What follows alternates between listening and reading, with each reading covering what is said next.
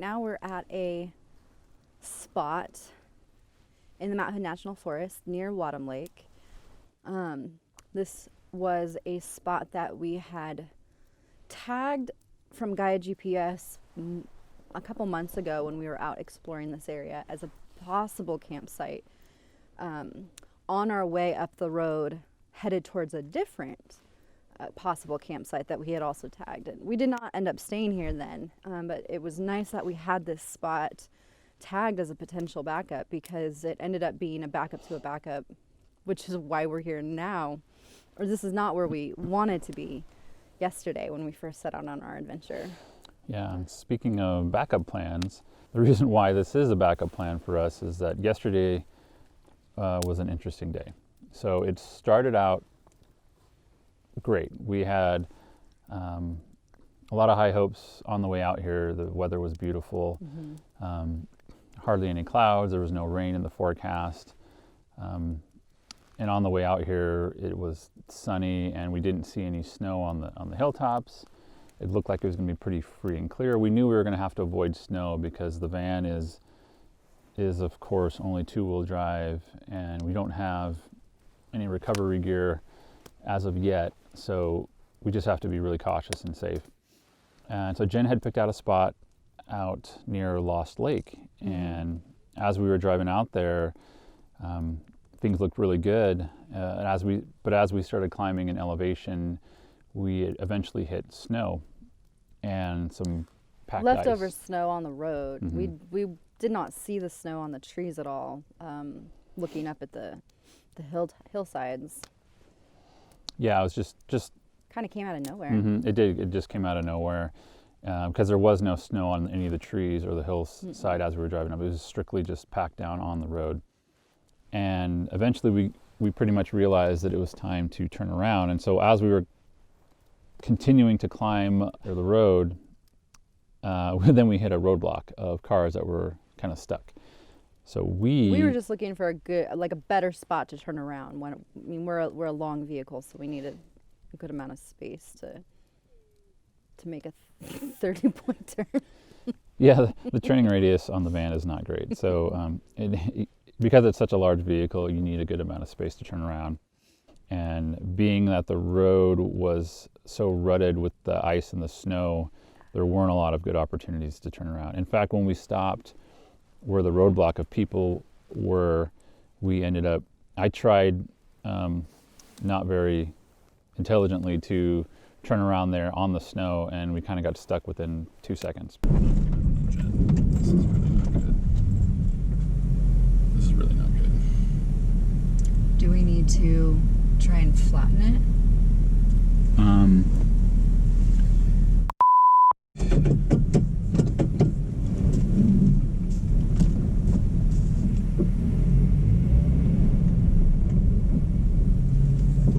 We didn't realize at the time how icy it was, though. No, we did not know that where the ruts were, it was pure ice. So we had to basically get unstuck and then reverse down the hill. A good length of distance too. It might have been, I don't know if it was a full mile or not, but it was probably close to a mile going reverse down the hill. Jen did that. She drove down, did a great job. Thanks to our backup camera and your guidance. Well, David was walking outside the vehicle, and then in combination of David helping guide me and then relying on our backup camera, made it. Yeah, I'm really glad that we ended up getting a backup camera on the van now, because that would have been very difficult trying to back up without it.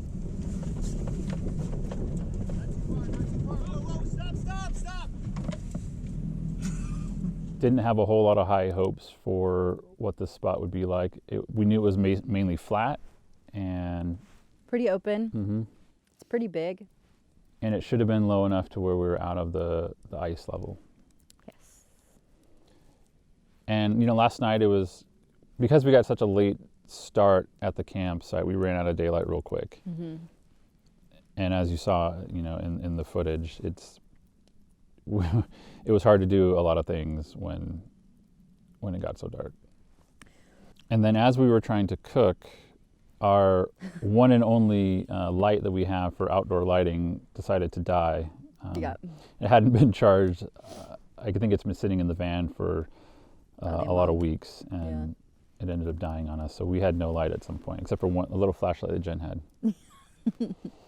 So then let's talk about last night.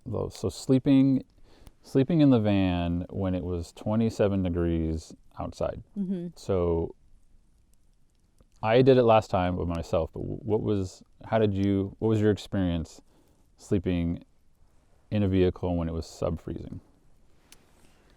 It was probably a lot better than your experience because we had both of us in there. We also had the buddy heater. So we were able to get the inside of the van warm, which made a huge difference. The mattress got cold. The mattress was cold. I mean, it's been cold in the Portland area for a while, and the mattress stays in the van. So it just felt cold. Like when you get cold and you're like cold to the bone kind of thing, it takes so long for it to warm up. That's sort of what the mattress felt like. So even though the air was warmer and, our thermometer was, we had readings up to what, like almost 70 in there from the buddy heater? We had got it up to, I think, 72. 72. So it was definitely warm. We were layered up and warm, but you're on a cold mattress. That chills you. So it took a while for the mattress to warm up, but once the mattress warmed up, it was really, really comfortable. Yeah, and we woke up this morning and it was about down to 32 degrees in the van. In the van. But it was really warm in bed. Yeah, in the bed it was fine. You wouldn't have noticed it. Yeah. This camp spot is, nothing remarkable on it at face value, but waking up this morning right around sunup, it was really interesting. I mean, when the fog layer was so thick, you come out and it just looked like this mysterious wonderland. Like an enchanted forest. Yeah, it's got this weird, creepy, kind of cool, magical feeling to it. And even now the fog keeps kind of getting lighter and then it gets thicker. It's been kind of fluctuating. Yeah. And everything is frosty. All of the foliage on the ground is covered in ice crystals, and it makes it really pretty. It's pretty quiet out here because it's winter. You don't hear a lot of birds or animals, or there's been two vehicles that have gone by looking for Christmas trees. So it just feels really magical being out here surrounded by fog and trees.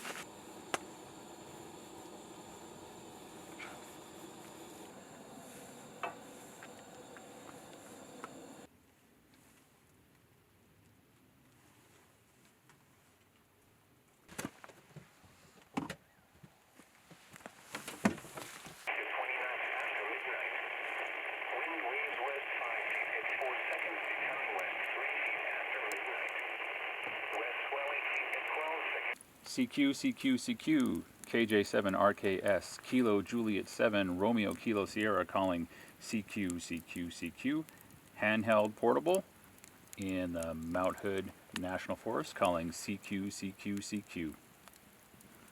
CQ, CQ, CQ, KJ7RKS, Kilo Juliet 7, Romeo Kilo Sierra calling CQ, CQ, CQ, handheld 5 watts from the Mount Hood National Forest calling CQ, CQ, CQ, KJ7RKS, Kilo Juliet 7, Romeo Kilo Sierra calling CQ, CQ, CQ.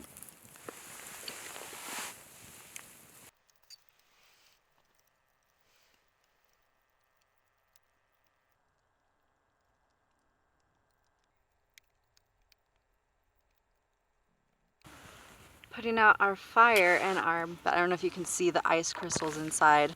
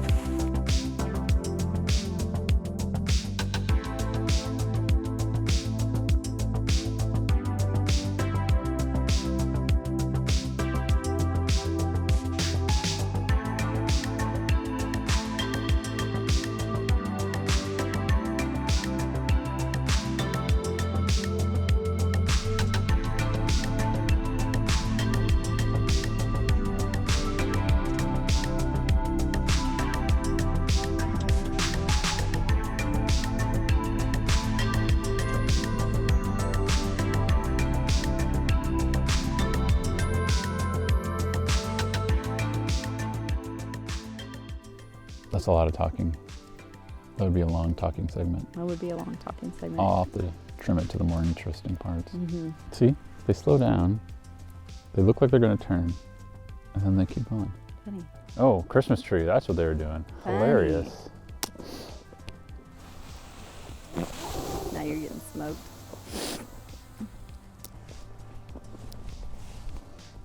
Now you're getting smoked. He definitely tried to turn in here that time. They see the van and they're like, oh, creepers. Keeping it creepy.